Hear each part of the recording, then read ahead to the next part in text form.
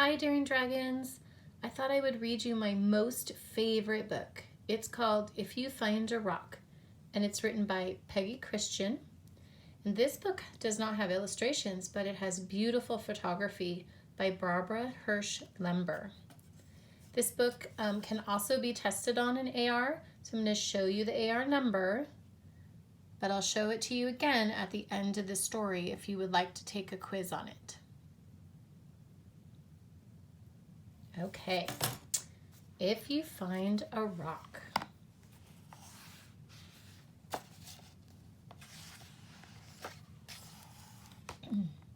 If you find a rock, a nice flat rounded rock that sits just right in the crook of your finger, then you have a skipping rock. You toss it out in the water just so and see it trip across the surface, making a chain of spreading rings. Maybe you find a soft white rock, a rock that feels dusty in your fingers, then you have a chalk rock, and you use it to make pictures on the pavement. Or you might find a big mossy rock by the side of a long, steep trail. Then you have a resting rock, and as you sit down, you feel the cool moss squish beneath you. Then again, you might find a rock with a stripe running all the way round it. Trace the line with your finger. It must circle all the way.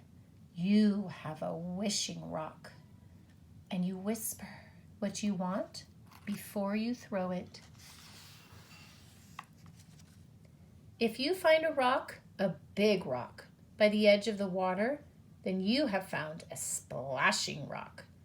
When it hits the surface, the water jumps out of the way, raining back down on your outstretched hands.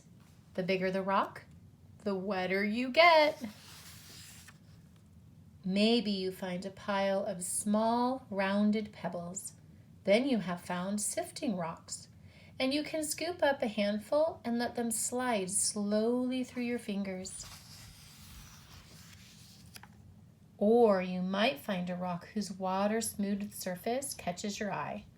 If it feels easy in your hand when you rub it, then you have found a worry rock.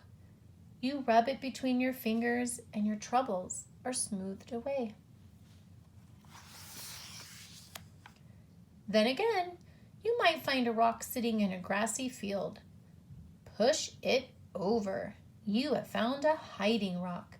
And in the cool, dark underside live all kinds of things that creep and crawl and hide out of sight.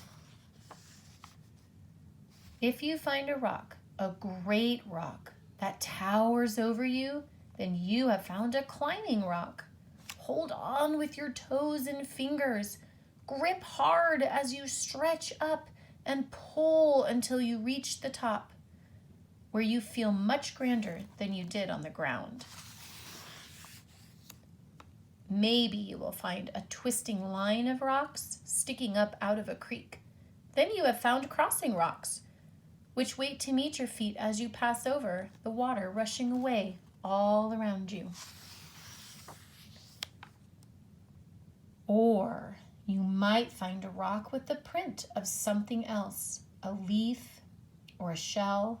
Then you have found a fossil rock, and you feel the shape of something that lived long, long ago when the rock was young.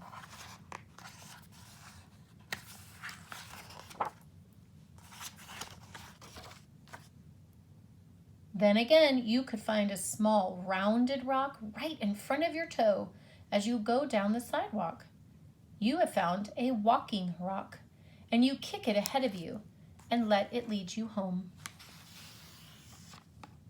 If you find a rock that's not a skipping rock, or a chalk rock, or a resting rock, or a wishing rock, that's not a splashing rock, or a sifting rock, or a worry rock, or a hiding rock, that's not even a climbing rock, or a crossing rock, or a fossil rock, or a walking rock, but you like it anyway because it reminds you of a place or a feeling or someone important, then you have found a memory rock.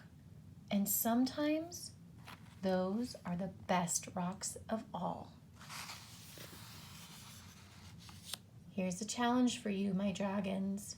If you find a rock that you love, take a picture of it with yourself and send it to Mrs. Jaguar. All right, here is your quiz number once again.